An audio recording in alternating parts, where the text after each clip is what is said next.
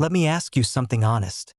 Have you ever had one of those days where you wake up telling yourself, all right, today I'm actually doing it, and for a moment you even believe it, but then something small pulls you off track.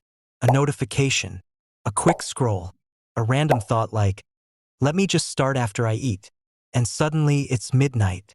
You've done absolutely nothing, and you're sitting there with that heavy, annoying feeling in your chest thinking, why do I keep doing this to myself? And here's what messes with your head the most. You know you're capable. You're not lazy. You're not stupid. You are living below your potential. If anything, you care so much about doing it right that you end up doing nothing at all. It's weird, right? How we can think about a task all day, stress about it, feel guilty about it, and still not move. But the truth is this: procrastination isn't about avoiding the work.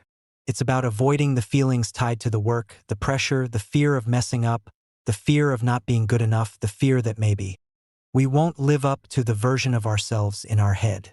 And once you understand that, everything else, your habits, your patterns, even your mistakes, finally start to make sense.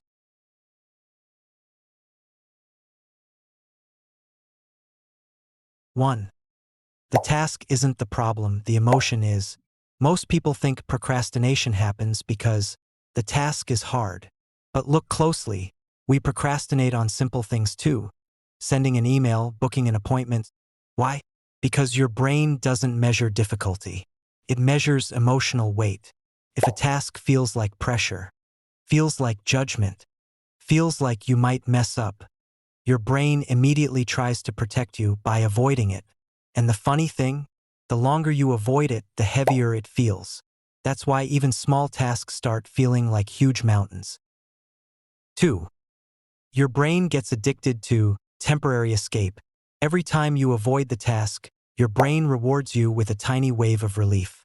That relief feels good, which means your brain learns avoiding equals comfort. So the next time you even think about starting, your mind instantly gives you an exit route. Let me just check something real quick. Let me tidy up first. 5 minutes on my phone won't hurt. I'll do it better tonight. These are not excuses, they're your brain protecting you from discomfort.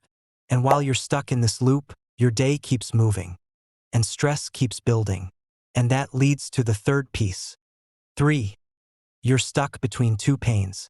Procrastination traps you between the pain of doing the task and the pain of avoiding it. And guess what? Your brain chooses the pain that feels delayed. Doing the task equals discomfort now, avoiding it equals discomfort later. So your mind goes, later, just push it to later. But later becomes tomorrow, then next week. And suddenly you're behind on things you were capable of finishing in 20 minutes. But here's the part nobody tells you, and once this clicks, everything shifts. 4.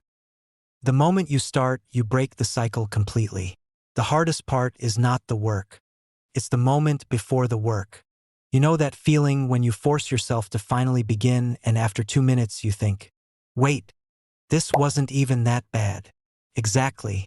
Because once you start, you're no longer dealing with emotions. You're dealing with reality.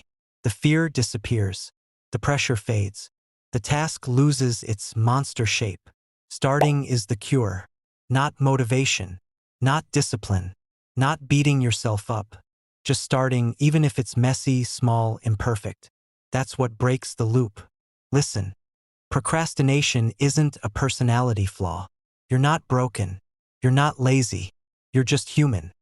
A human who feels pressure, fear, expectation, and doubt. But here's the truth. You don't fix procrastination by becoming a perfect person. You fix it by taking imperfect action. Not tomorrow.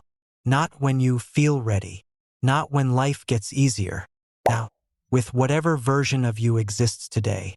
Because once you start, everything, your confidence, your momentum, your belief in yourself, starts rebuilding. And remember this, you don't need a perfect plan. You just need that first imperfect step. Everything else comes after. If you like this type of content and want to make a better world for yourself, don't forget to like and subscribe. It really helps me. I appreciate it.